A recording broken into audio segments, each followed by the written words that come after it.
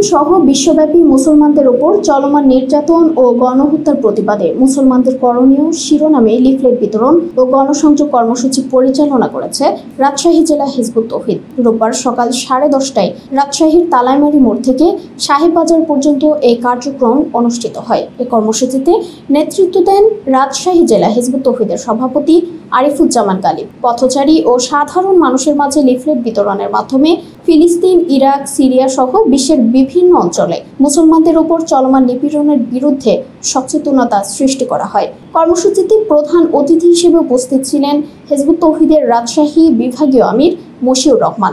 তিনি বলেন, মুসলিম জাতিকে কালেমা তৌহিদের ভিত্তিতে ঐক্যবদ্ধ হতে হবে, অর্থাৎ আমরা আল্লাহর হুকুম ছাড়া অন্য কারো হুকুম মানব না। এই নীতিতে একতাবদ্ধ হলেই বিশ্বের সকল অন্যায় দূর করা সম্ভব হবে।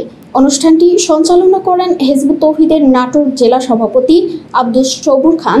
এছাড়াও বক্তব্য রাখেন রাজশাহী বিভাগীয় সহকারী আমির আশিক মাহমুদ, নাটোর আঞ্চলিক আমির আনিসুর রহমান সাকিব, জয়পুরহাট জেলা আমির মাসুদ রানা চৌধুরী প্রমুখ। এ কর্মসূচিতে রাজশাহী জেলা ও উপজেলার বিভিন্ন পর্যায়ের নেতাকর্মীরা উপস্থিত ছিলেন।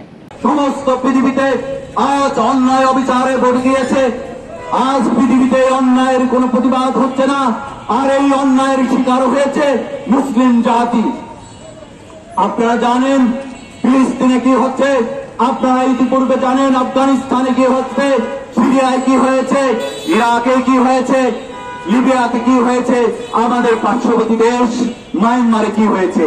এইভাবে একের পর এক মুসলিম দেশগুলোতে হামলা করা হচ্ছে, তাদের বাড়িঘর আগুন দিয়ে জ্বালিয়ে দেওয়া হচ্ছে, তাদের পুরুষদেরকে হত্যা করা হচ্ছে, তাদের শিশুদেরকে হত্যা করা হচ্ছে, তাদের নারীদেরকে ধর্ষণ করা হচ্ছে, বেইজ্জত করা হচ্ছে। মুসলিমরা বাঁচার কোনো পথ খুঁজে পাচ্ছেন না, তারা একে একে উৎপাস্ত হচ্ছে, উৎপাস্ত শিবিরে তারা আশ্রয় নিচ্ছে। আমরা দেখতে পেয়েছি সেই উৎপাস্ত শিবিরে হামলা হয়েছে। যদি আমরা এই বাংলার মাটিকে রক্ষা করতে চাই, তাহলে তার এই আহ্বানে সাড়া দেওয়ার কোনো বিকল্প নেই। এই কথা জানিয়ে গেলাম আমরা।